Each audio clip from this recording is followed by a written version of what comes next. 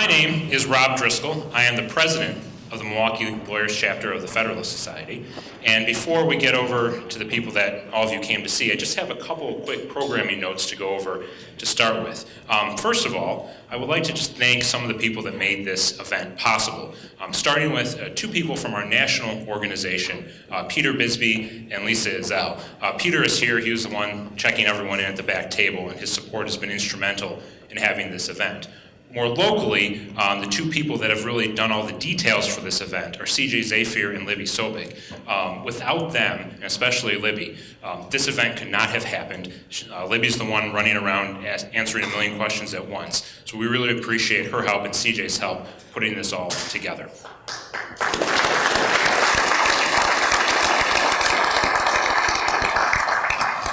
The second item of business is really for those of you who have never been to one of our events before. The Federalist Society is a national organization of over 60,000 lawyers, students, academics, and other interested individuals. We're all dedicated to the discussion of ideas. Ideas about the Constitution, about limited government, and about individual freedom. Importantly, the Federalist Society is a nonpartisan organization. We don't take any public policy stances. We do not lobby for legislation, and we do not endorse candidates. It's events like this one that is the reason why we exist, and we're very pleased to have you all join us with this event today. So now let me move on to the introduction for our candidates and our moderator. Our first candidate to my immediate left is Tim Burns, who is a partner at the law firm of Perkins Coie in Madison, where he focuses on representing policyholders in insurance disputes. Tim has been on the boards of too many organizations to mention, but a couple of the more significant ones are the American Constitution Society, and is a past chair of the American Bar Association's Committee on Fair and Impartial Courts. Tim and his wife of 20 years, Pam, live in Middleton with their 3 children. Next, we have Judge Rebecca Dallet, who was elected to the Milwaukee County Circuit Court in 2008, and she still holds that position today. In her time as judge, she has presided over more than 200 jury trials and over 10,000 cases, which involve a wide range of issues, including misdemeanors, homicides, drug charges, civil disputes, as well as all kinds of other criminal matters. Prior to her time on the bench, Judge Dallet worked for 11 years as an assistant district attorney for Milwaukee County. Judge Dalit and her husband Brad reside in Whitefish Bay and have 3 daughters. Finally, Judge Michael Screnock of the Sauk County Circuit Court is with us today as well. He's held that position since 2015 when he was first appointed and was elected to the position in 2016. Judge Screnock's docket includes matters ranging from probate, juvenile cases, harassment injunctions, civil disputes, and criminal matters as well. After law school and prior to joining the bench, Judge Screnock worked for the law firm of Michael Best and Friedrich in its Madison office. He and his wife Karen reside in Reedsburg and have 3 sons. And finally, our moderator. I'm pleased to have Professor Ryan Owens of the University of Wisconsin join us as the moderator today. Professor Owens specializes in the analysis of American courts and other legal institutions, with a particular emphasis on judicial behavior. His writings have been published in numerous and prestigious journals across the country, including the Georgetown Law Journal, the William and Mary Law Review, and the University of Illinois Law Review. Professor Owens earned his law degree from the University of Wisconsin, and then his PhD from Washington University in St. Louis. Before returning to Wisconsin, Professor Owens was the assistant professor of government at Harvard University. So as I turn it over to Professor Owens, please join me in welcoming our panelists.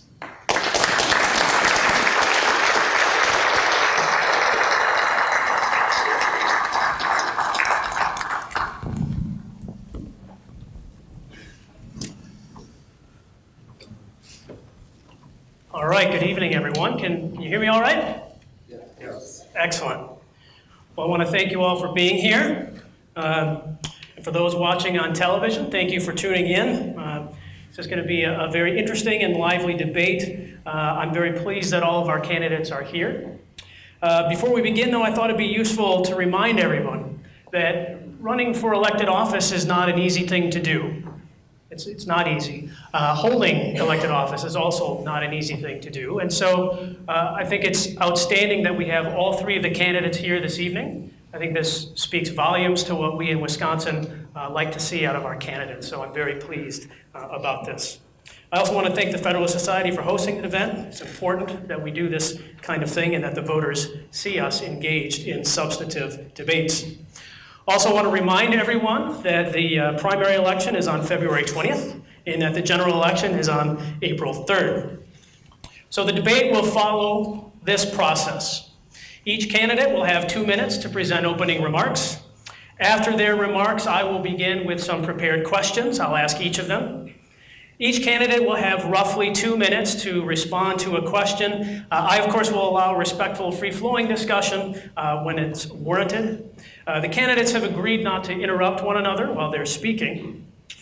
If a candidate is specifically mentioned by name, he or she will have the opportunity to respond. At the campaign's requests, I will refer to Mr. Burns as Tim or Mr. Burns, Judge Dalit as Judge Dalit, and Judge Screnock as Judge Screnock. Now, please note, during the debate, Libby will be walking around collecting cards. At each of your tables, there are index cards and there are pens.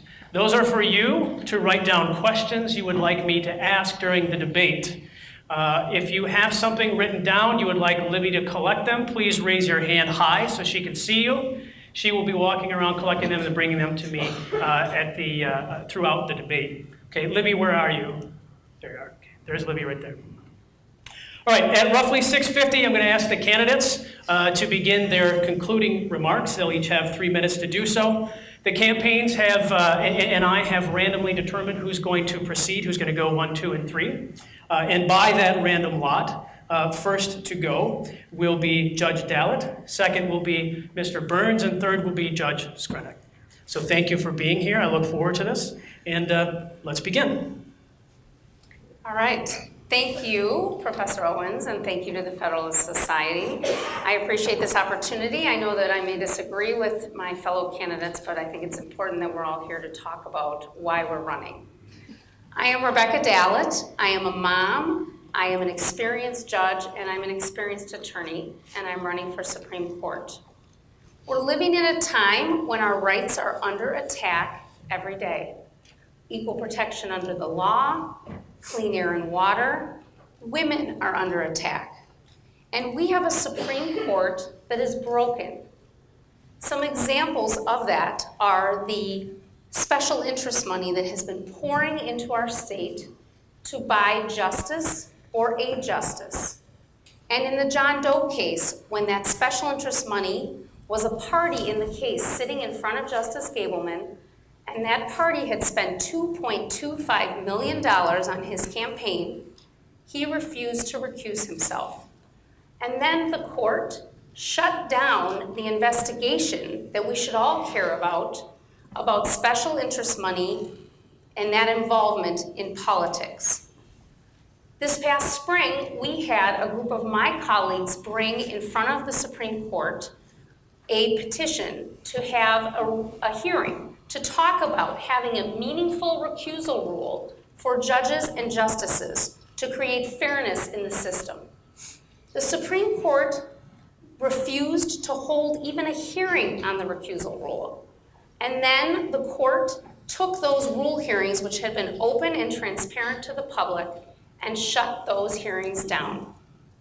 We need to restore fairness in our courts, confidence in our courts, and trust in our leaders. I have been serving every day in our Wisconsin courtrooms for over 2 decades, fighting for justice.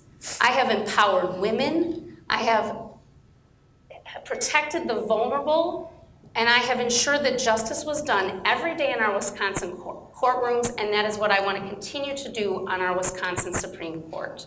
Thank you. Thank you. I'm Tim Burns, and on the Wisconsin Supreme Court, I will be an unshakable champion of liberal, democratic, and progressive values. But enough about me. I want to talk about you. Like me and all Americans, Federalist Society members are heirs to the New Deal that created America's great middle class. You are the heirs to the struggle for civil rights that ended apartheid in this country. But instead of celebrating these achievements with the rest of us, the Federalist Society and members who support its point of view would resurrect the doctrine of survival of the richest into our law. You have provided the brain power for the reconcentration of wealth in our society that has destroyed our once thriving small towns and vibrant cities. In doing so, you have weakened our democracy to the point that we elected a perverse show dog named Trump to lead our great nation. You now help that demagogue pack our federal courts, and you sit silently by as he destroys our moral standing in the world. We are here tonight to talk about judicial philosophy. Let me give you the Fox and Friends version of mine. You talked our parents into giving you the keys to the family's Cadillac, and you drove it into a ditch. I'm Tim Burns, and I'm the towing service. Well, first I want to thank the Federalist Society, the Milwaukee chapter, and Professor Owens for hosting this event. Most of all, I want to thank you, the voters, for showing an interest in an election that unfortunately all too often flies under the radar, but really is crucial to the future of our great state. I am Michael Screnock, and I am running for the Wisconsin Supreme Court because I care deeply about Wisconsin and the rule of law. I was born and raised here. I went to school here. I raised my family here, and I have dedicated my professional life to serving the people of this state. I am a judge, and I know firsthand the importance of upholding the rule of law, protecting public safety, and respecting the Constitution and the separation of powers. I have served as an attorney, and I know the dangers of a court legislating from the bench. Judges are not legislators, nor are we executives. The role of the court is to interpret and apply the law as it is written, based not on our personal beliefs or political preferences, but based on the statutes and the Constitution. Simply put, the role of the court is to be the arbiters of the law, not policy analysts or political activists. Unfortunately, as I believe you will hear tonight, my opponents do not share these views. One of them has called the notion of an impartial judiciary a fairy tale. The other has referred to the rule of law as garbage. And both of them are actively campaigning on the political issues that they hold dear. And I find that practice deeply troubling.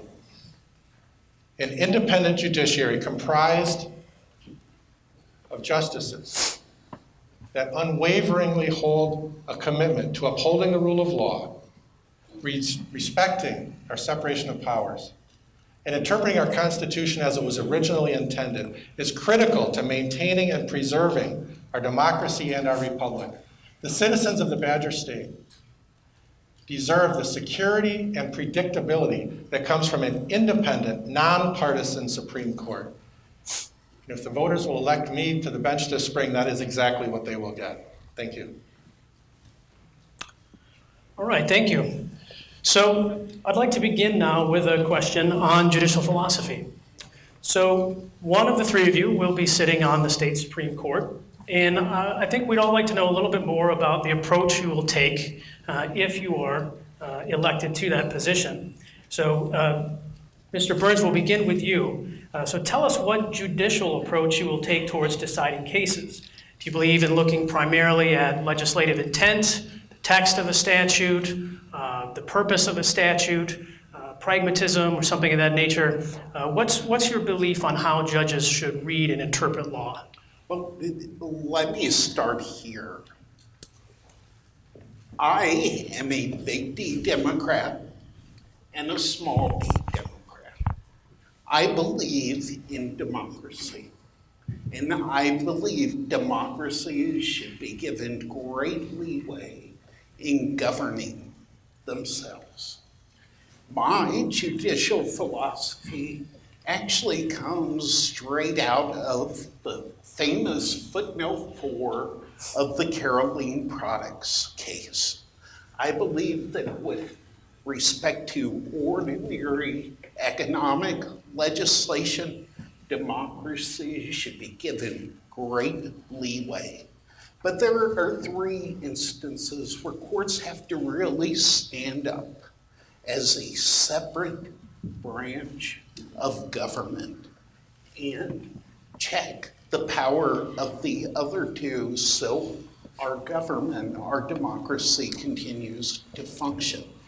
And those instances are when things come within one of the prescriptions of our Bill of Rights. One of the first 10 amendments, we have to be very careful about legislation and government action that come within what we forbid in our first 10 amendments. Second, we have to be very careful about laws that impact the working of democracy in a way that democracy can't fix the laws. And finally, we have to be very careful about legislation that specifically impacts groups that historically have had little political power. Now, that's my underlying philosophy. It's based on democracy. What do I believe in looking at? I believe bringing all of the tools that judges have traditionally brought to this task. Text is very important, and so is purpose, and so is the consequences and how the consequences line up with the purpose. And of course, our history and traditions are important for a judge to look at as well. Thank you. Judge Dalit, same question? Yes, I want to quote from Justice Ruth Bader Ginsburg, someone I greatly admire, about my judicial philosophy, and I'm going to quote her. Trying to divine what the framers intended, I must look at that matter 2 ways. One is what they might have intended immediately for their day, and the other is their larger expectation that the Constitution would govern, as Cardozo said, not for the passing hour, but for the expanding future. I think that quote summarizes my philosophy. I do want to address this statement that Judge Screnock made about the rule of law. First, I would direct him to the Milwaukee Journal-Sentinel, who did an excellent job today of actually quoting what I said instead of what he said I said, and which gave an excellent discussion about that. I absolutely believe in the rule of law. I'm the only one sitting at this table who has applied the rule of law for almost 10 years. As a judge, I do it every day. What the comment was directed at with respect to Judge Screnock is that he continues to state the rule of law, and I counted 4 times in the opening statement alone, as a statement, as a mantra, yet does not believe in the rule of law if it does not fit his political views. He worked on Act 10, he worked on gerrymandering, he believes that the John Doe case, one of the most judicially activist cases that we have in our state, was correctly decided. That is siding with your political allies, not following the rule of law. And when it comes to Mr. Burns, the rule of law is going to be subject to his political views, as he has already stated in his opening statement. I'm the only one at this table that actually knows what that's like to apply the rule of law every day, regardless of political views. Judge Screnock, and then Mr. Burns. Thank you.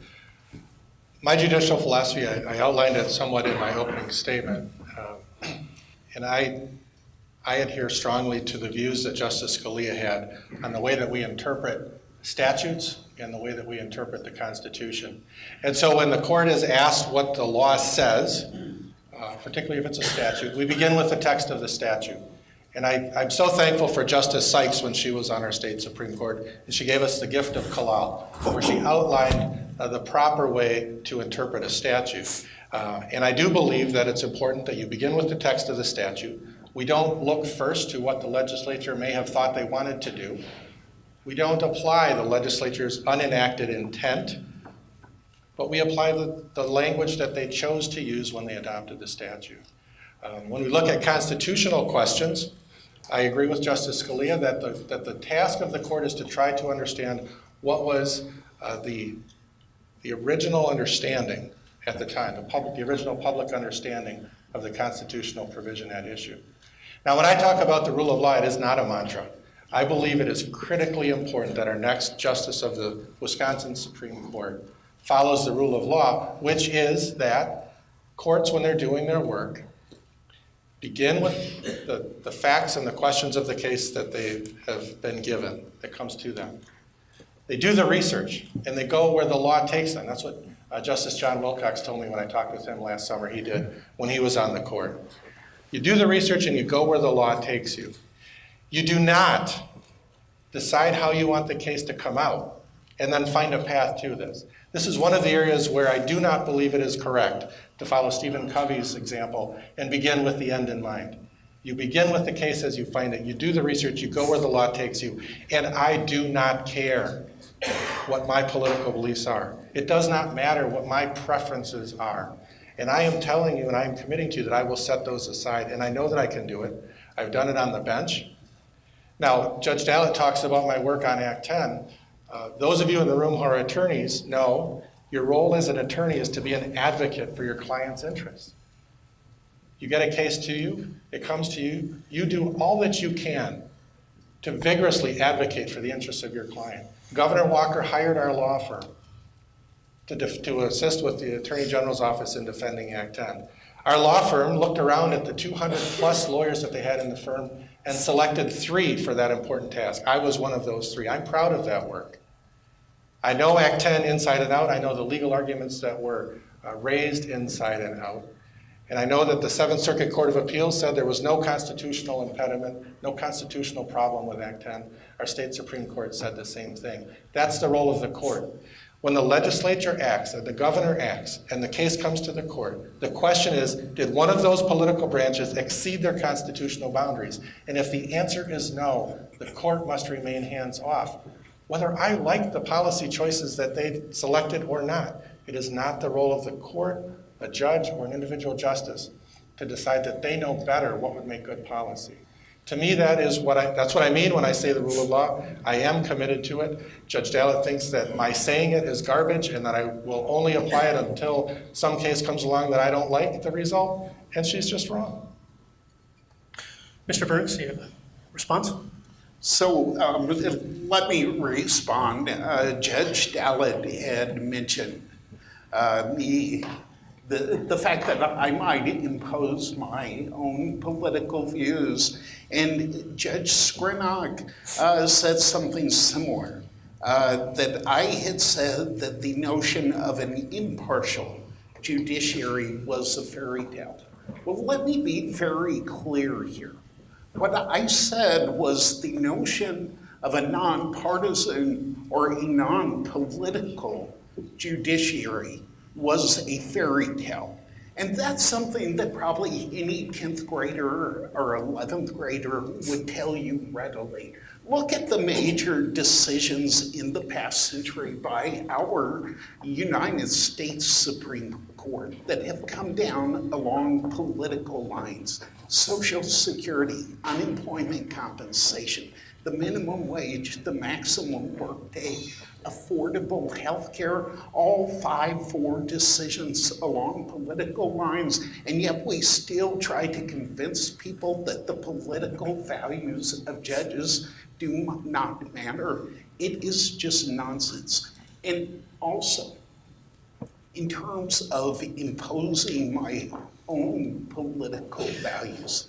This is identical to the arguments we have heard for 50 or 60 years coming out of conservative politicians about judges. The legislation from the bench argument, the imposing your own political values. Well, let's be honest about this.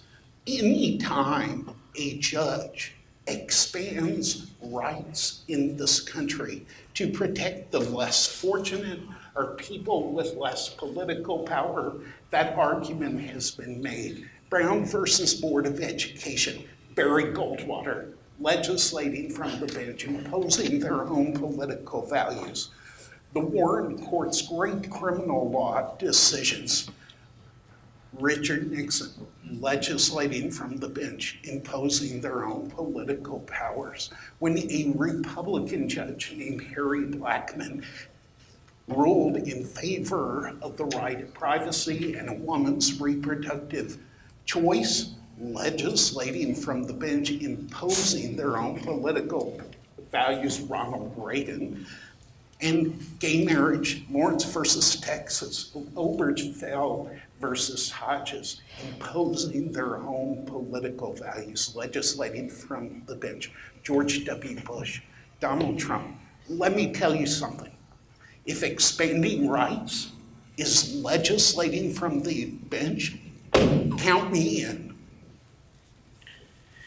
So you've all mentioned the United States Supreme Court a little bit. Judge Dalit, I'd like to start with you. Could you name one justice, living or dead, on the U.S. Supreme Court whom you most admire and explain why? I admire Ruth Bader Ginsburg. That's who I admire. I also have admiration for Sandra Day O'Connor. I think that the women like Sandra Day O'Connor and Ruth Bader Ginsburg, who have had to pave the way despite great difficulties and challenges, if you read both of their stories, you realize the climate that they were in when they achieved becoming a Supreme Court justice and what they've had to overcome in terms of harassment in the workplace, harassment in law school, not even being able to find a job out of law school. I think that that is something that we should all admire and respect. And both of those women have really stood up for the values that I have been speaking about, and really protected those rights that we care so much about. Women's rights. Justice Ruth Bader Ginsburg had a long career before becoming a justice of advocating for equal protection of women under the law, and did so in a way that was very smart and attacked each case individually so that she could then achieve an outcome for women where gender equality was at a place where it could be today. Both of those women stood up for women's rights and fair treatment under the law in general. And I think that is one of the values that I look at the most, is equal protection under the law. The ability to have that no matter what your gender, your race, your sexual orientation. And as I stated before, I admire the judicial philosophy of Justice Ruth Bader Ginsburg.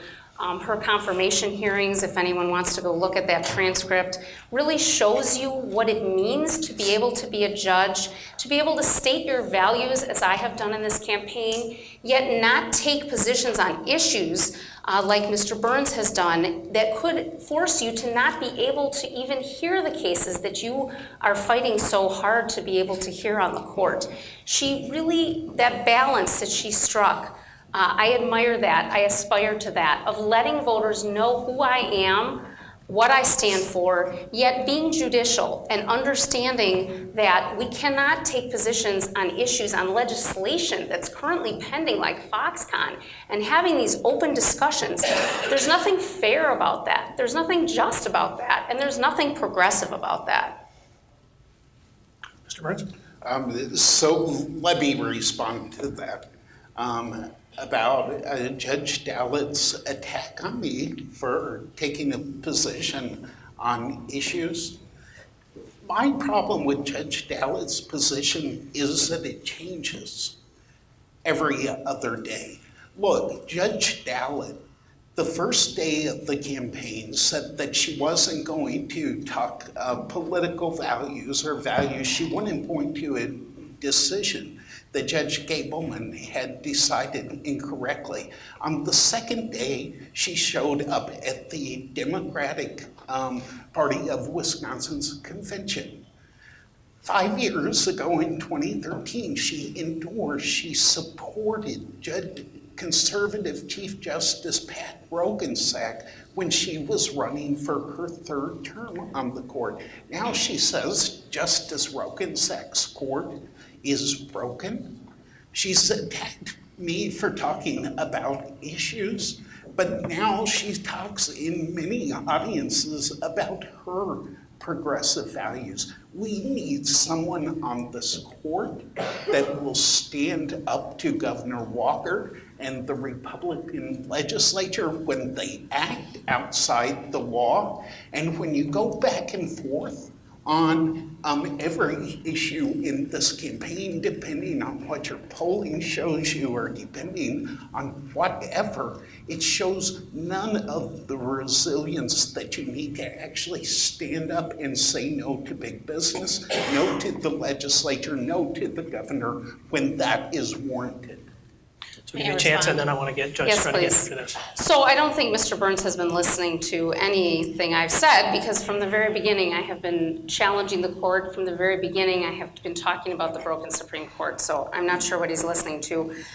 He has attacked my campaign the entire time and has been cherry picking, and that is something that judges can't do, and I guess I can't expect Mr. Burns to know that because he is not a judge.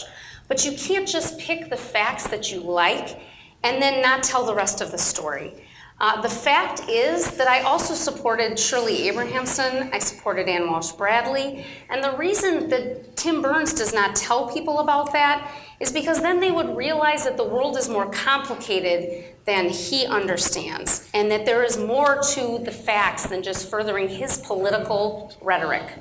The fact is that I have more than 20 years of experience in Wisconsin courtrooms, and that Mr. Burns' record cannot stand up to that.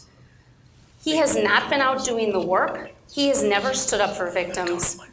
He has never made our community safer, and he doesn't ensure that justice is done every day the way I do. These are slimy political attacks. Right, The goal here is to improve the Supreme Court, to make sure it works better, and to improve the terrible partisan reputation. By your own behavior, Mr. Burns, you have shown that you cannot do that. So let me respond on 2 points. By my own behavior, from day one of this campaign, I have been candid with voters about what my political views are and my belief that political values, when you have a constitution that talks about equal protection and due process, ultimately impacts how you decide cases. It has been a constant theme. But let's talk about the experience issue, because I've heard this over and over again in this campaign.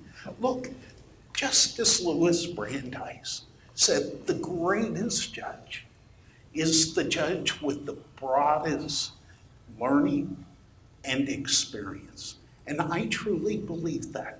But if Justice Brandeis was here today and looking at the stage, I don't think he'd consider the person who has spent their entire career at 2 courthouses the one with the broadest experience. I have litigated cases all over this country. I have supervised English lawyers in English courts, Bermuda lawyers in Bermuda proceedings. I have counseled clients from Beijing to Paris.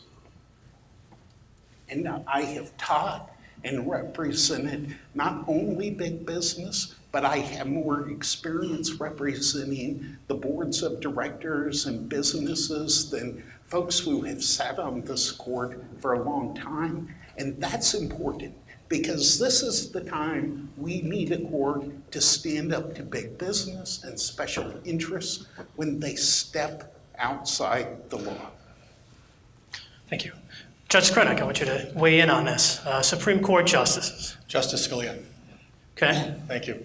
I have been so impressed with the work that Justice Scalia did on the bench. I think it's unfortunate that we lost him when we did.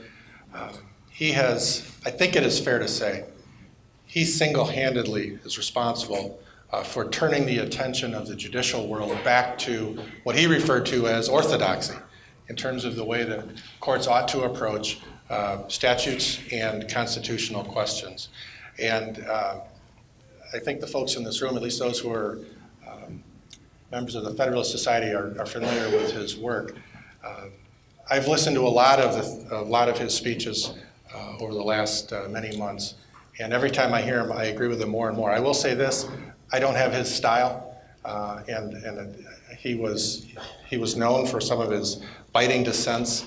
That's just not my style. I don't have a confrontational type of a style. I have a much more collaborative style, and I don't anticipate that I would engage in the type of dissent writing that he did. But in terms of the scholarship that he was responsible for, and taking the judicial branch, both at the federal level, but also in many, many state courts, back to the basics of statutory and constitutional interpretation, I think we all owe him a real debt. Now, I was fascinated to see an interview that Judge Sykes did with Justice Clarence Thomas, and the life that he lived that brought him to law school and the benches is an incredible tale of poverty and lifting himself up out of it. What was fascinating to me was he said he never wanted to be in the judiciary. That wasn't his goal. It wasn't what he aspired to. The president came calling one day and he said, okay, I guess this is my calling. And he talked about the work that he does on the bench, and it fascinated me. At one point he said, you know, I find every case fascinating. He says, we'll have a case, and even my law clerks will think this is just a boring contract dispute or something. He said, I find everyone fascinating because it's a puzzle that we're trying to solve as to what the law requires. And when he said that, it really struck a nerve with me, because that's how I felt when I was at Michael Best. When I was doing the research on these complex cases that I was involved in, I thoroughly enjoyed the research, and I was fascinated by trying to figure out, what does the law say? Now, I was doing that in the context of then advocating for our clients and presenting an argument that would really persuade the Court of Appeals or the Supreme Court, and I was in front of both. I was involved in 13 different cases in our state appellate court system. But I love that process of trying to figure out, what is the answer to this puzzle? What does the law say to this complex question? And so when I heard that from Justice Thomas, that really struck a chord with me, because I am confident I would find every case that the Supreme Court handles fascinating, because each one creates its own puzzle that needs to be solved. So I'm going to stay with you on this next question. Focuses on judicial elections a little bit. You've all mentioned this to a degree. So you've all spoken a little bit at one time or another about judicial recusal, and I'm wondering how you've treated this issue, all of you, in your careers. So have you ever appeared before judges to whom you donated campaign monies? For the judges, have you ever sat in cases where people have contributed to your campaign? And if so, how did you handle that? How have you sort of led on this as an issue? Thank you.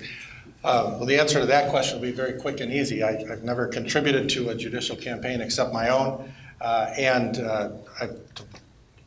I know that I've never sat on a case that involved anyone who had contributed to one of my campaigns. What I can say, though, is that it's important for the public to understand that we have a recusal rule.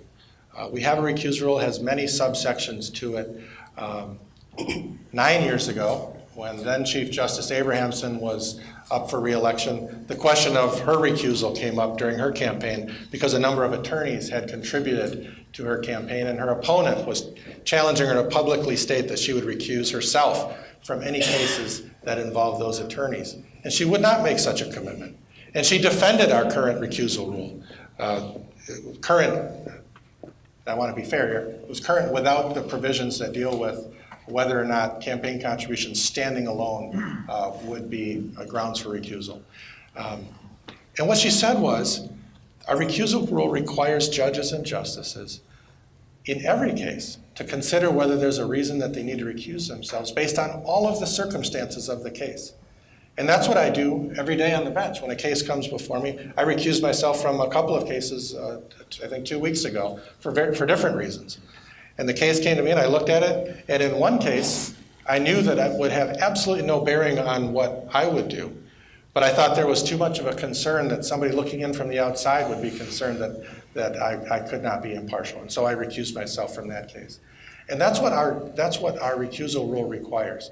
It compels and requires judges and justices in every single case to look at everything, the entire facts and circumstances of the case, the parties that are in front of them, the issues that are in front of them, and determine whether there is a reason that they cannot remain impartial and must recuse themselves. And so it's a rule, it's in place, it works, and it's required.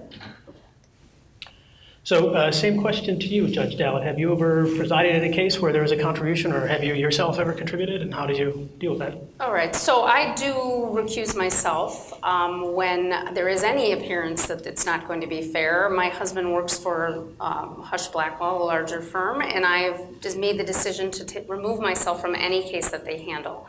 That is not required by our ethics rules, and I've talked to our ethics people who tell me that I can try to figure out what amount that my husband may or may not benefit from the case, but I've decided that the better course of action so that it is fair to everyone involved is to just recuse myself from all those cases. So they know that when they get assigned to me, they move on. I understand what it's like to recuse yourself. The problem with the rule we have now is that it doesn't work, that not everyone will take that kind of initiative that's required and make sure that our courts are fair to everyone. This is not about contributions from attorneys to our campaigns.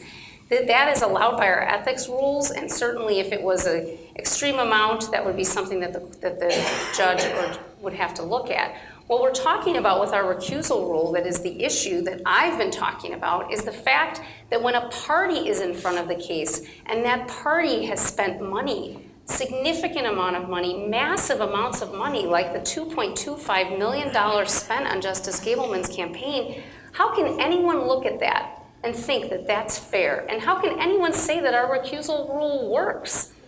It's not fair. Even if Justice Gableman had every belief that he could be fair in that case, that does not look fair to our public. That's what we need to have a discussion about. We need a strong recusal rule so that the public understands that there are limits here, that we are not going to leave it up to justices who are not going to do the right thing and remove themselves from cases where they have a party in the case that has made a significant contribution to their campaign. And that's what we need to have a rule hearing about, to even talk about the issues so that we can reach a resolution that makes sense for everyone. So, Mr. Burns, same question to you. Have you ever appeared before a judge to whom you donated, or? I have not, and but I will say this is part of a much larger issue that we have to all be concerned about as citizens. Money in our political system is on the verge of ruining our democracy. And we have to find a way to stop that. And unfortunately, because of the way the US Supreme Court and the Wisconsin Supreme Court have ruled in these cases, there's no quick fix by a legislator, there's no quick fix by a referendum. Courts have to fix this issue. And ultimately, the US Supreme Court will have to fix it. It shouldn't be that we allow massive economic interests to have a bigger voice, a more amplified voice than ordinary citizens. It shouldn't be that candidates can spend unlimited amounts of money for their campaigns. Now, I know that isn't mainstream stuff right now, but look back at the Buckley case. Look back at Justice White's dissent, Justice Marshall's dissent, and you'll see at one time we actually wanted democratic elections in this place. We didn't want money to have the power to destroy our political system. Take back your democracy. This isn't a left or right thing. It is a citizen thing. Take back your democracy. And one final thing, I didn't get the opportunity to mention who my favorite justice was, in answering this question reminded me of that, because he was one of the justices I just pointed to, Justice Thurgood Marshall. Justice Marshall was my favorite justice because he lived the struggle. He knew how people less fortunate lived. He knew how people of color lived. He knew how the poor lived. And it means so much to me as a grandson of Mississippi sharecroppers, as the son of a father who was forced out of school by poverty in the 5th grade and a mother forced out of school by poverty in the 10th grade, that a member of our court brought to the decision-making process something different from the normal situation where you have the children of lawyers and the grandchildren of lawyers becoming the justices on our highest court. I'd like to respond. I have 2 responses to 2 of the comments that were made directly toward me, although my name was not stated. I did invest money in my campaign. I know that Mr. Burns would like to cherry pick again about that issue. I think it's noteworthy that 5 times as many of his donors are from out of state, that those as of mine are, that they somehow care in our Wisconsin Supreme Court. I'm not sure why. And yes, I did invest my hard-earned money in my campaign, my husband's and my hard-earned money, and that Mr. Burns got his friends that are wealthy from around the country to invest in his. He makes a big deal about these dollar contributions. When he first started that campaign talking about the dollar contributions, he neglected to mention to everyone that those were people on his campaign staff and his friends in politics who were making those donations. Mr. Burns makes hundreds of thousands of dollars a year from corporate clients, but then attacks me for believing in myself. And is it really a wonder that women only make up 1 in 5, that's 20% of the Wisconsin judiciary, when we have to face attacks like this?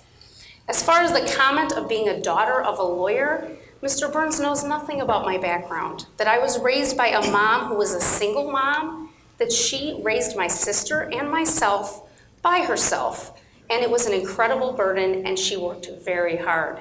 And yes, my father was a lawyer, but he wasn't always around. And Mr. Burns can describe himself as his family coming from poverty, and that's his right to talk about that and describe himself however he likes. And I'm not going to argue with his life story, and he shouldn't be taking issue with mine. I'm not even going to talk about his life story. But he's coming after mine. And it just shows who he is as a person, making a comment about my father's occupation, even though my mother struggled without my father. If I could just make a few comments about this. I mean, we've entered the silly season of politics again. This isn't a man-woman issue. This is an issue about whether we are going to have a democracy. We cannot keep spending the kind of money that we allow candidates and rich individuals to spend on this campaign. Let the people decide. Build a wide base of voter support and let the people decide. I am so honored that I am one of 5 candidates in the nation that has been endorsed by the Sanders supporters, our revolution, because that is the progressive grassroots of our country. Those folks will make a difference in this election, and they should. This is our country. It's not just the country of the rich and powerful. All right, so each of you had mentioned a particular justice that you respected and discussed a little bit about why. I'd like to talk a little bit more, sort of push back on it and get your views more on philosophy, maybe on judicial behavior and the like. So Judge Screnock, you had mentioned Justice Scalia as someone to whom you looked up. For all of his benefits, his values, his contributions, one thing that Justice Scalia really wasn't able to do, though, was forge long-lasting coalitions of justices on the court to follow his beliefs, his ideas. He was often in dissent, and a lot of people attributed that to his fiery rhetoric and his style. So many people have compared him to Felix Frankfurter, very gifted but not able to kind of forge coalitions. How does that comment or that discussion, how does that grab you? The response, about Scalia, is that how you would behave? I mean, how do you forge coalitions and the like?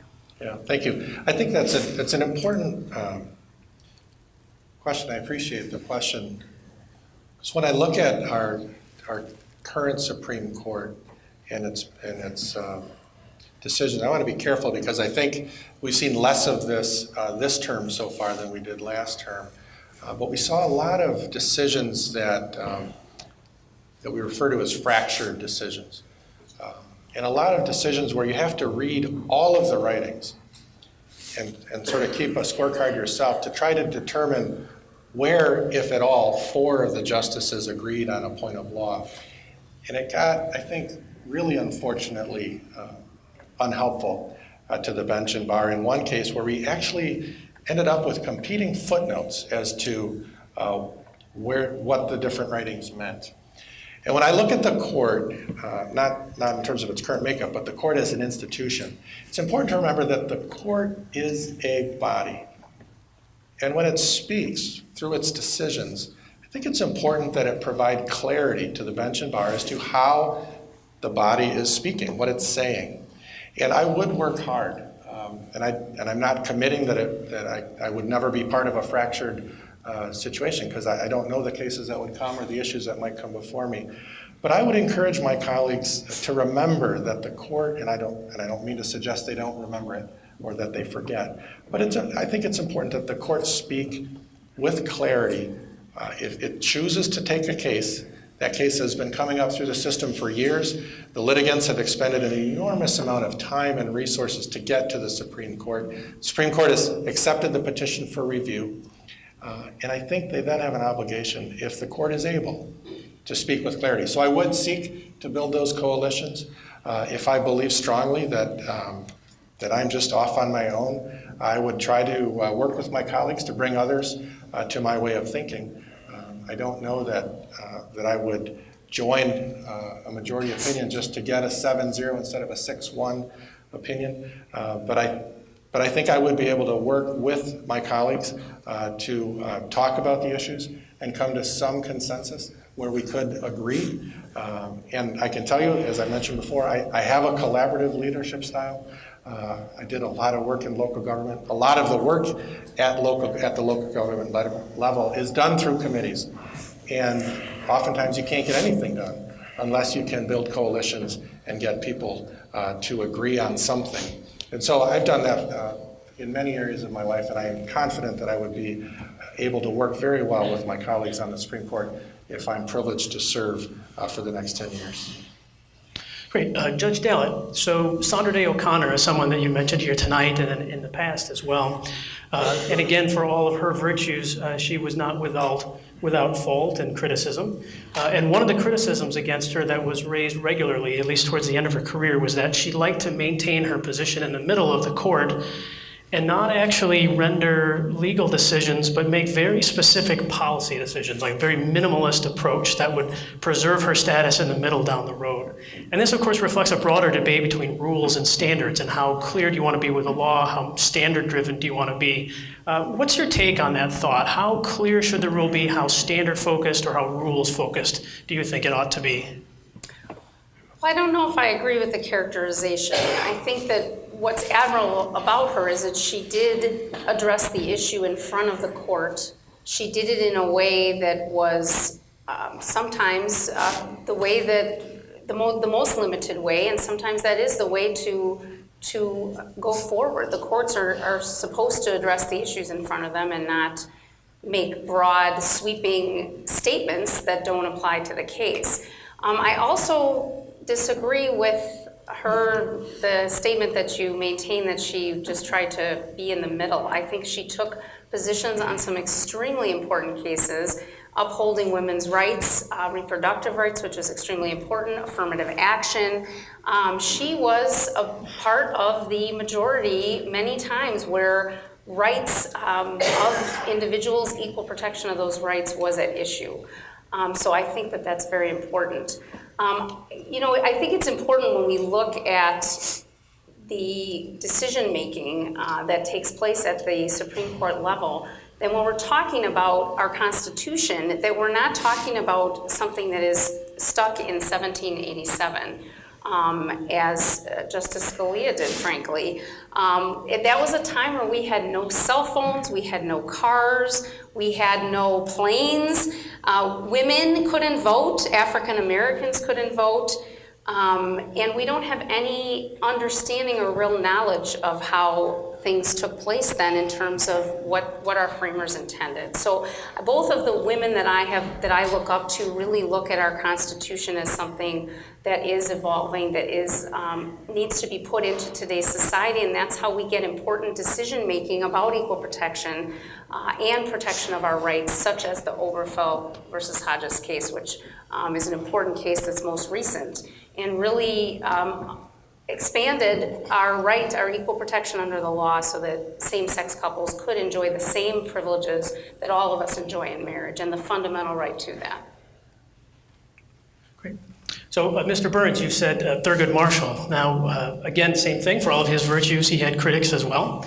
And much of the criticism directed toward him was the fact that he was sort of knee-jerk in his reaction. He would defer to whatever Justice Brennan voted for in conference, and that he relied excessively on his law clerks. What are your thoughts on that? How involved would you be on the court in terms of writing the first draft of your opinions, working with your law clerks and the like? Well, to begin with, I challenge the premise. I challenge the premise, and in fact, I'm quite offended by the premise. Every time a person of color succeeds in our society, we hear the same thing, that they just don't quite measure up to the white person in the room, that they have to rely on the Justice Brennan of the world. They have to rely on those white law clerks from Harvard and Stanford. Baloney. Justice Thurgood Marshall was one of the greatest Americans of the 20th century and any century. He not only pushed this court forward with his role on the court. You read his dissent or his concurrence in Furman versus Georgia, the death penalty case. This was a man who understood people. You read his dissent in Buckley. This was a man who understood our political system. We have to be really careful here, folks. I look out on this room, and quite frankly, most of us look alike. And I will not have one of our greatest persons of colors named impugned in this way. So does that mean you have the same opposition to people who attack Justice Thomas for following Justice Scalia? Justice Thomas, I disagree with very much on so many issues in his twisted 19th or 18th century view of the law, but I wouldn't dream of challenging Justice Thomas in that manner. It's offensive. We have a 400-year history in this country of oppressing people of color. At some point, we have to stop. So how active would you be in your role as a justice? Would you write your own first drafted opinions? How extensive would you rely on your clerks? I was, and in fact, I think I was the only law clerk on the stage to a judge on one of our Court of Appeals in the United States Court of Appeals. I know in this role there should be a lot of work to get done, and you want to have the help of young lawyers to get that work done. As anybody who has ever known me, has ever worked with me, I am a guy with opinions about how things should be done. And so I would have a strong role. But I just reject the notion that Justice Thomas didn't have that role. All right, so moving on, Judge Dalit, when is it appropriate for the state Supreme Court to cite state Supreme Courts from other states, and how binding or persuasive do you think those opinions should be? Well, when we're looking at precedent, the first place we look is our Wisconsin Supreme Court. And it's important for our Wisconsin Supreme Court to look back at the precedent from all of the years before it and to make the decisions of whether that precedent is still something that upholds our Constitution in today's day and age. And that's where we start. Certainly as a judge now, if there's other cases from other jurisdictions that are brought in front of me, the legal arguments might be ones that I look at. They might be ones that shed some light on whatever topic it is, but they're not binding on our Supreme Court decisions from other cases are certainly not binding on our Supreme Court. I have a very, I've been in a civil court now for almost 2 years, and actually my law clerk is here, who is wonderful, and we have a terrific way of really working on the cases and participating in it being a teaching and a learning opportunity for her as well as for me to get the help that she gives me with the research. And when I look at cases, I look at precedent first. I look at if it's a legislative issue, I look at the legislation, obviously. As I've stated before, I absolutely believe in the rule of law. And if it's something that is ambiguous, then we go beyond that. Then we look at things like legislative intent. Then perhaps a case from outside of our jurisdiction is one that is important. But really, we look first to our Wisconsin Supreme Court. That's what our justices should do today. Judge Screnock? I don't think it's any secret or surprise that our courts do, especially our Wisconsin Supreme Court, do and can look at the decisions of other state Supreme Courts for assistance. And there are some specific issues that I think we know is an area where the Supreme Court frequently looks. Our Constitution, when it was originally adopted, borrowed greatly from the New York State Constitution, and early on, our state Supreme Court relied heavily on decisions from the New York Supreme Court, or I think it's their Superior Court, the New York's highest court, as to how the New York Constitution had been interpreted. It wasn't binding, but it was certainly helpful to the court. We have situations where we have model statutes, model codes, and it's not unusual at all when a question comes to our court system that hasn't yet been answered by a Wisconsin court, that we look at how other courts have interpreted those same model statutes. That's not uncommon at all. And in the realm of the common law, very frequently when you look at questions that are somewhat touched on by a restatement, you'll see cases from other courts, and you'll often see a split where some states go one direction and other states go another direction. I've briefed those issues before our Court of Appeals, and I believe our state Supreme Court as well. And that's not improper, but it's not binding.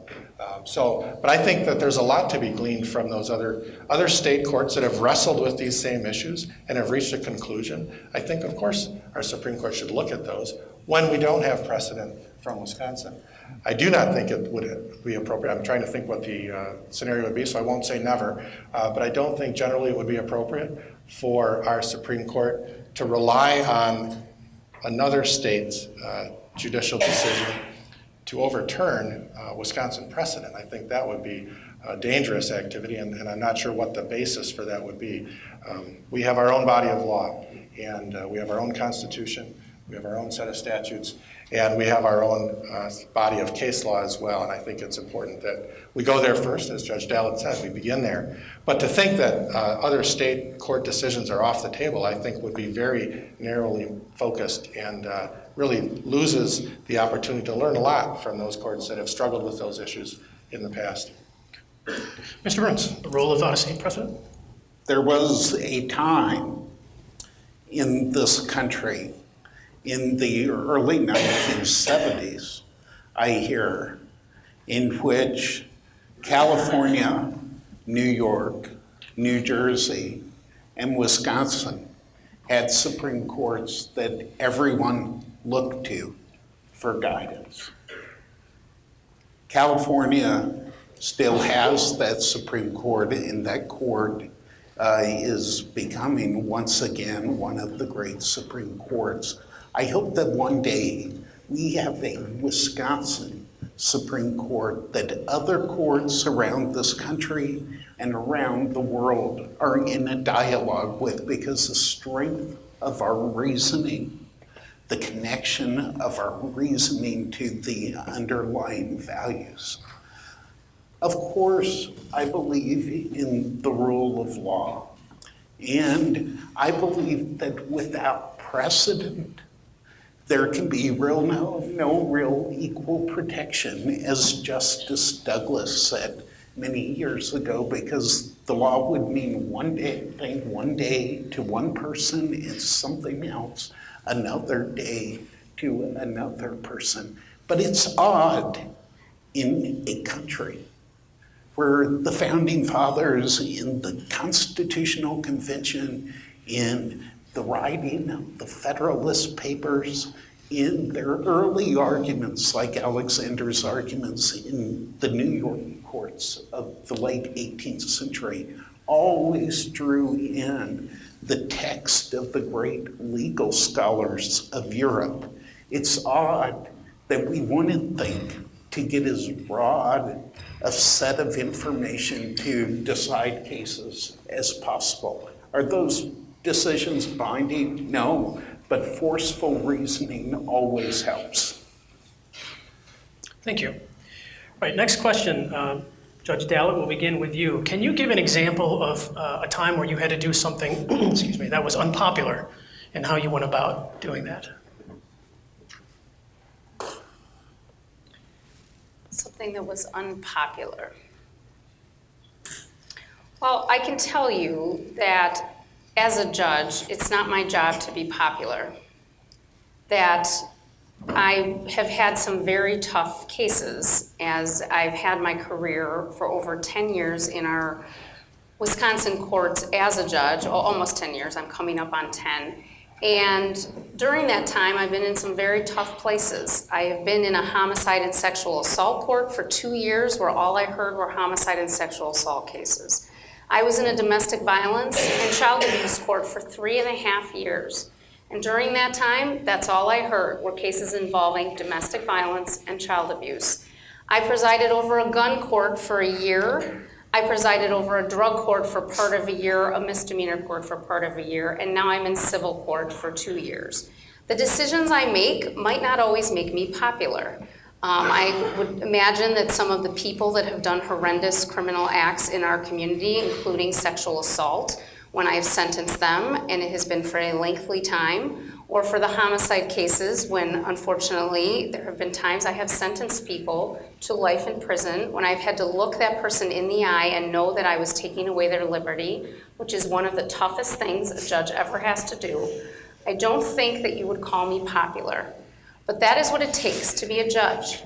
And I am the only one who has done that day in and day out in our busiest courts in our state, and done the work on the front lines every day, with volumes of cases that are very high, and with decisions that have to be made that are tough every day, all day, for almost a decade. I think that that distinguishes me greatly from both of my opponents in this race.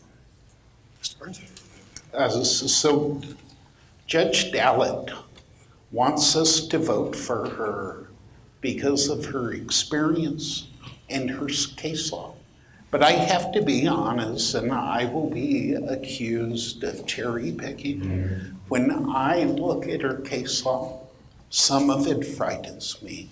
There's a recent Milwaukee Journal Sentinel article about her decision in the Wisconsin versus Dickens case that the Court of Appeals was incensed about because her trial court decision stood for the proposition that a person of color standing around for 5 minutes in Milwaukee was subject to search.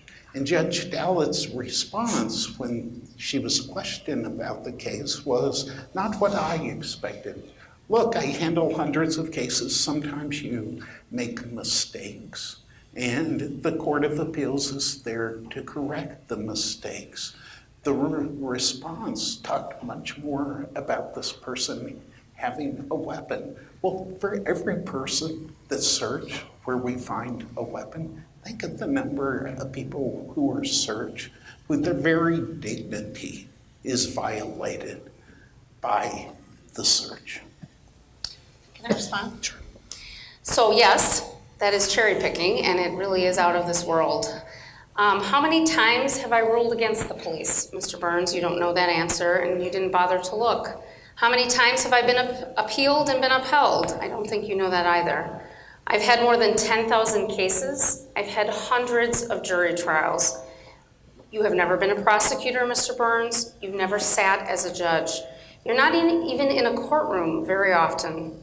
And of course, there are cases that are tough calls, tough decisions, the kinds of cases I'm talking about that I make every single day, multiple times a day. And sometimes the appeal court disagrees. But I'll tell you, Mr. Burns, that despite your blatantly calling me a racist, and I will say that the title of the article in the Journal Sentinel is thanks to Mr. Burns's words, the response of the African American community was pretty clear to my case that was in the paper.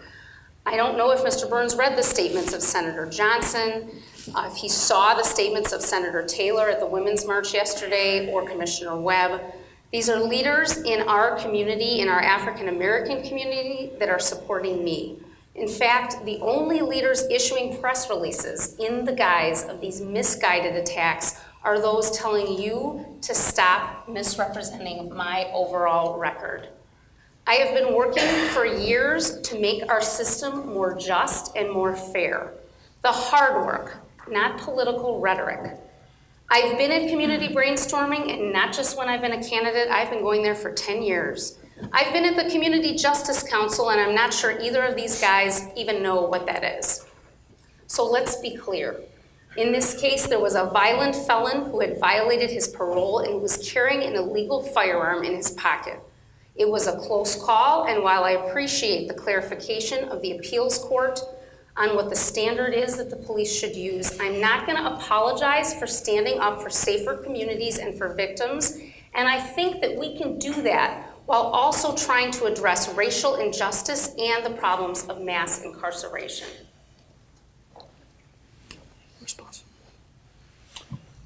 We could go back and forth on this all night, but for the many people of color in this community, a community that's the epicenter of mass incarceration in the country, we have to be very conscious of our 400 years of treatment of a people.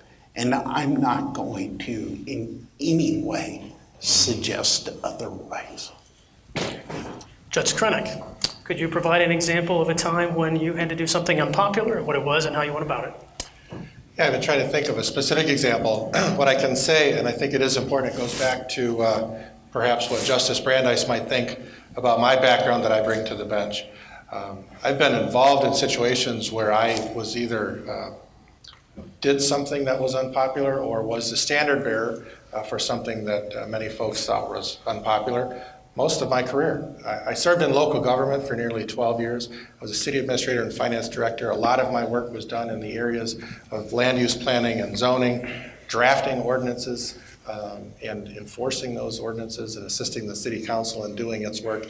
And if you think of the things that a city can do to you, including property taxation, there were lots of things that the cities did that I worked for that were unpopular that I was the face of. And I would sit at my son's Little League game, and I could go down, small town. We lived up in Washburn, up in Bayfield County. I could go down the stands, and I could, almost every family that was there, I could pick out the thing that I suspected pretty strongly they were irritated with the city about. Now, that wasn't all on me, but I understand what it's like to be an unpopular figure for those reasons. As an attorney, I represented a number of clients that had opponents. And I've been in local public hearings representing my clients where we literally had gymnasiums full of people that were not very thrilled with the plans of my clients. As a judge, Judge Dallet's right. You rule in a case, you often have people who leave the courtroom unhappy. And what I said at my investiture is what I try to do every day. And that is to make sure that every individual that comes through my court leaves believing that they got a fair shake, believing that they were on a fair playing field with their opponent, whoever that might be, whether we have a pro se individual with an opponent that has an attorney or not, whether they're both represented, whether they're both pro se. It's important to me that people that come through my courtroom believe that justice was done. That's done by following the law. I had one guy finger wag at me because he just kept saying, do justice, do justice, do justice. And that was all he had because the law wasn't on his side. And he lost and he left unhappy. But it's not my job to make people happy. It's my job to apply the law and to do so faithfully. And I understand that on the Supreme Court, cases get there very often that have statewide impact and that have charged feelings on both sides, and the decision of the court is going to be unpopular, whatever it is. And I'm prepared to be in that role. I've done it my entire career. I know what that feels like, and I know what it feels like to just do the right thing, even though it may be unpopular. Mr. Burns? You mean other than killing Santa Claus in this campaign? So, look, I am the first candidate on the left in the state for this position who has said enough is enough with this nonsense that judges don't make political decisions. Do voters agree with me? Yes. Does it make me a popular guy with lawyers and judges? They're my hardest audience. But the truth remains that our decisions in these cases, the Wisconsin Supreme Court takes 50 to 60 cases a year. Only a third of them are criminal procedure cases.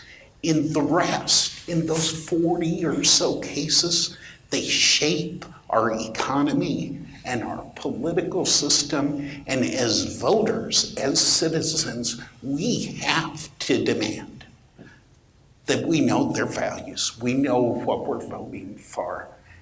And that's a tough message to sell in this crowd and in crowds of judges. But I will tell you this, It's not a tough message to sell in Baraboo. It's not a tough message to sell in Viroqua. It's not a tough message to sell in Prairie du Chien, because people, voters, know something is wrong with our system right now. It's on a knife's edge, and someone has to step up and speak the truth. All right. Well, I think it's time now, actually, for us to turn to closing remarks. So the order of the remarks will go the same as the introduction. Judge Dahle, you can begin. Thank you. This is a critical time in our nation's history. Our institutions, those that have held up our great democracy for more than 200 years, are under tremendous assault. Special interests, which many of the founding fathers warned us against, have huge power. Our community's norms are being violated, and the people's trust in government and the system is at an all-time low. There are very few people who think government by tweet is good or acceptable. Maybe there are some of you in this room, but I'll tell you, I think it's terrible. I have strong Wisconsin values. I believe in clean air and water. I believe in our public education system, and I believe in working people. I think we need to ensure we increase participation in our voting system, not decrease it. I think we need to address racial and gender inequality head-on, not sweep the vestiges of a racist and patriarchal system under the rug. That's who I am, and you deserve to know who I am. But I also don't think we need to further politicize the judiciary. What we've heard today is one political figure spouting the same tired talking points to appeal to the far right wing, and one designed to appeal to the far left. One calls me too liberal, and one calls me too conservative. It looks like I'm the only judge in this room. Both would further politicize the judiciary. Both are in this campaign for the wrong reasons. I'm here because I believe in an independent judiciary, not to achieve a political goal. I'm here because I think that my experience, which is very different than both of these other candidates, readies me to serve as our next Supreme Court Justice. I have served the public for more than 20 years. I have helped victims, I have prosecuted criminals, and now for a decade, I have upheld the law. I haven't gotten it right in every single one of my 10,000 cases I've overseen. But there was a reason that I was elected and re-elected, and that I'm rated very highly as a judge. That I've been asked to train other judges as an associate dean of our state's judicial college. That I'm upheld by appeals courts the vast majority of the time. It's because I know what I'm doing. I want the votes of the people of Wisconsin because we need to return common sense to the bench. No more politics, just making Wisconsin stronger. And I'd appreciate all of your vote. Mr. Burns. Thank you. I started this evening by saying that on the Wisconsin Supreme Court, I would be an unshakable champion of liberal, democratic, and progressive values. Let me back up a bit and make sure I tell you why. I am the grandson of Mississippi sharecroppers whose parents were forced out of school at early ages by poverty. But I grew up after this nation had built the strongest middle class in the history of the planet. That middle class democracy gave me the opportunity to work hard and become one of the top lawyers, not just in the state, but in the nation, at doing what I love doing best, which some people might find not so good, but I love suing insurance companies. Now, I've had the great privilege to represent clients in 36 different states and 10 foreign countries. And I've been a partner in 3 of the largest and most prestigious law firms in this country. But I did not learn my values in those fancy law firms. I learned my values actually picking cherries for 8 cents a pound, but working alongside the families of migrant farm workers. I may have only made $10 a day in those cherry orchards, but that experience taught me the most valuable lesson of my life, and that's this: everybody wants and deserves opportunity for themselves and their children. And ultimately, that's why I'm running for the Wisconsin Supreme Court. Because in the span of my adulthood, equal opportunity for the children of people who struggle has disappeared. I'm Tim Burns. I would appreciate your support in my election for the Wisconsin Supreme Court. Thank you for your courtesy tonight. Judge Screnock. Thank you. Once again, I do want to thank the Federalist Society and Professor Owens for hosting this event. Thank you all for your attention tonight. I appreciate you being here.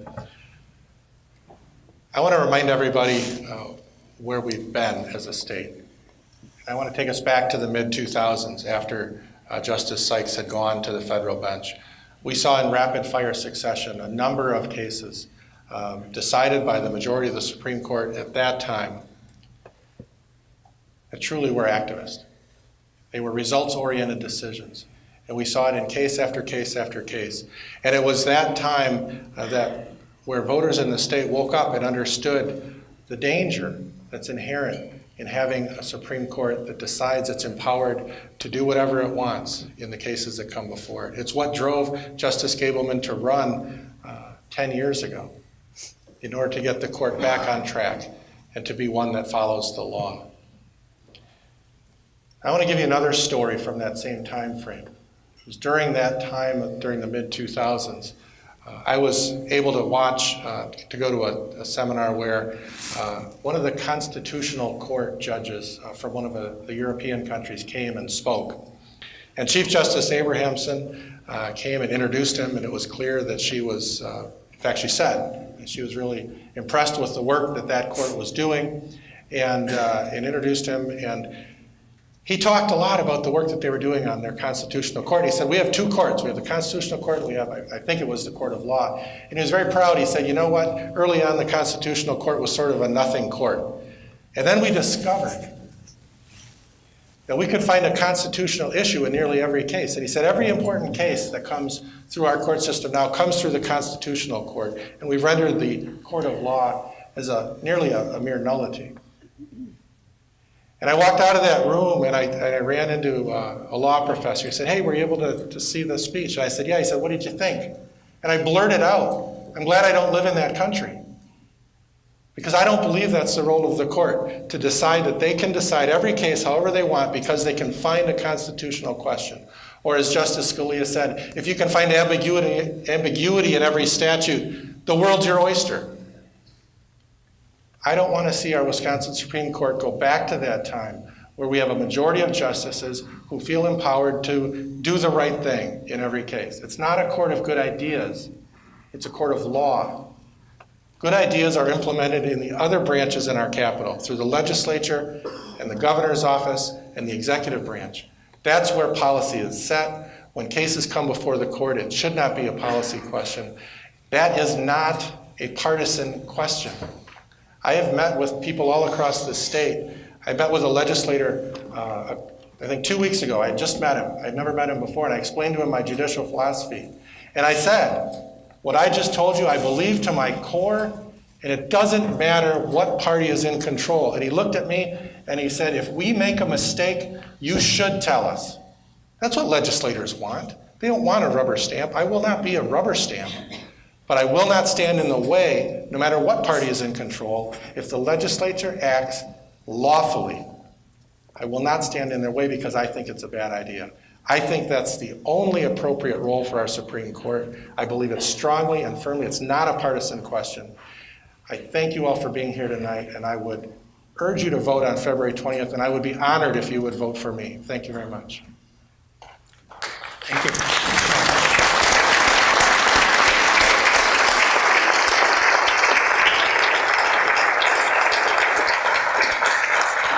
All right, I too want to say thank you. I want to thank our candidates for appearing. This was a great, lively discussion, and I want to thank you all for being here and the Federalist Society for hosting this. Please remember February 20th is the day to vote. Take care and have a good night.